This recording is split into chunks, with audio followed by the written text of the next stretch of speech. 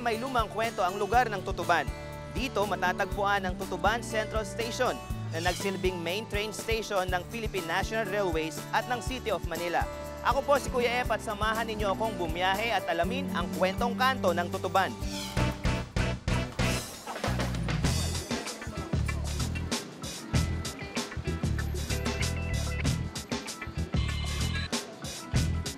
Itinayo noong 1887 ang Tutuban Center Station bilang bahagi ng Ferrocarril de Manila-Dagupan Line.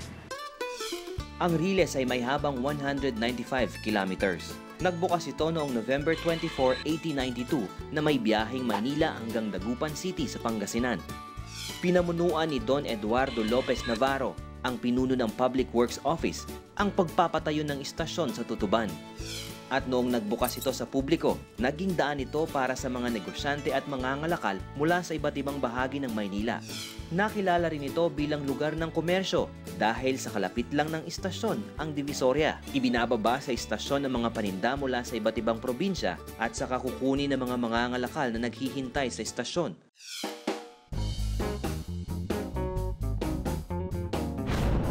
Sinasabing nagmula ang Tutuban sa salitang tuba, ang nakalalasing na alak na gawa sa buko.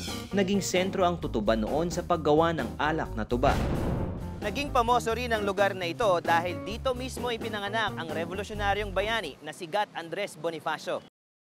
Noong taong 1993, mula sa pagiging train station, ay na-convert ito sa isang air-conditioned shopping center na tinawag na ngayong Tutuban Center Mall.